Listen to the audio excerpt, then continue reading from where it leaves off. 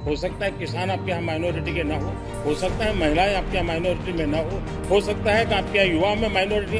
क्या हो गया है दादा? भारत के प्रधानमंत्री और उनकी सरकार भारत के मुसलमानों से उनकी शनाख्त को छीनना चाहते हैं। कब तक टुकड़ों में सोचते रहोगे? 600 साल की मेहरौली की मस्जिद को बगैर को नोटिस दिए आपने डिमोलिश कर दिया। कब तक समाज को बांटते रहोगे? आप बताइए 17 करोड़ मुसलमानों को क्या पैगाम दे रहे हैं आप? बहुत तोड़ा देश को। आप हर मस्जिद को छीन लेंगे मुझसे। जाते जाते तो कम से कम कुछ सकारात्मक बातें होती। देश के प्रधानमंत्री की सोच को नाकाम करेंगे उन पर है। एक तारीखी दिन 22 जनवरी था, एक तारीखी दिन 31 जनवरी था। सर, रात के अंधेरे में अपील किए बगैर आप आरे लेकर रास्ता खोल देते हैं। क्या पैगाम दे रहे हैं सर? 600 साल की मेहरौली की मस्जिद को बगैर को नोटिस दिए आपने डिमोलिश कर दिया।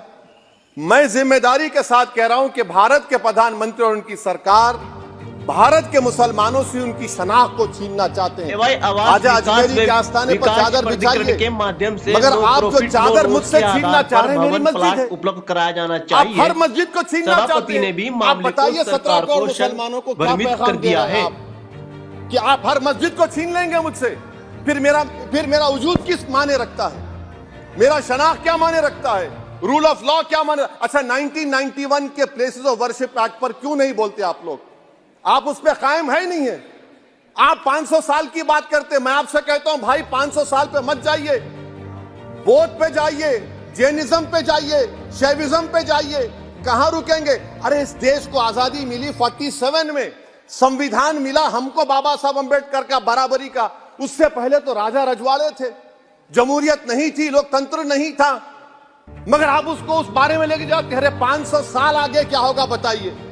आप किसी एक सिविलाइजेशन, सर अंग्रेजी में किसी ने कहा था civilization can not be rewritten by hatred, history can not be corrected by demolition. आप ये नहीं कर सकते। और मैं उम्मीद करता हूं कि जब मौर्रिख तारीख लिखेगा, नरेंद्र मोदी इस मुल्क में तारीख लिखना चाहते हैं। क्या तारीख लिखना चाहते हैं? कि मैंने इस देश को, गांधी अंबेडकर के देश को मैंने हिंदू राष्ट्र बना दिया। मैं उम्मीद करता हूं कि हमारे भारत के हमारे हिंदू भाई देश के प्रधानमंत्री की सोच को नाकाम करेंगे उन पर है। अब देखते हैं क्या होता है। देश की नारी शक्ति, देश की युवा शक्ति, देश के हमारे गरीब भाई बहन और देश के हमारे किसान, हमारे मछुआरे, हमारे पशुपालक, उनकी चर्चा की है।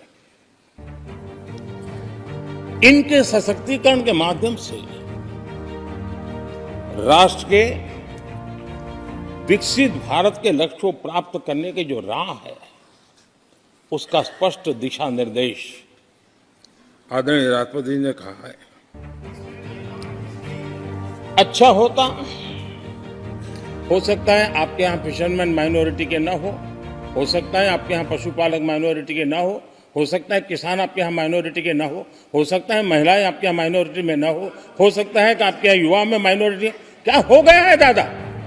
क्या देश के युवा जी की बात होती है? समाज के सब वर्ग नहीं होते हैं? क्या देश की नारी की बात होती है? देश की सभी नारी नहीं होती है? कब तक टुकड़ों में सोचते रहोगे? कब तक समाज को बांटते रहोगे? सब सीमा करो, सीमा करो।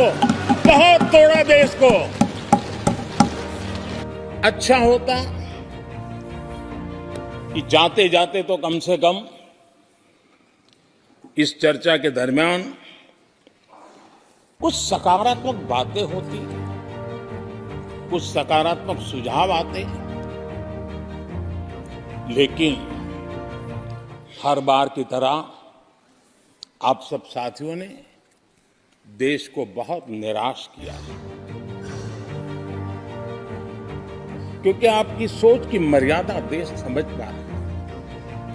उसको बार बार दर्द होता कि ये दशा है इनकी सोचने की मर्यादा इतनी है। आदरणीय अध्यक्ष जी, नेता तो बदल गए, लेकिन टेप रिकॉर्डर वही बज रही है,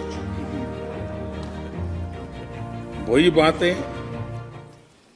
कोई नई बात आती नहीं, और पुरानी ढपली और पुराना राग वही चलता रहता है। आपका चुनाव का वर्ष था, बड़ी मेहनत करते, कुछ नया निकाल करके लाते, जनता को जरा संदेश दे पाते उसमें भी फेल गए आप। चलिए ये भी मैं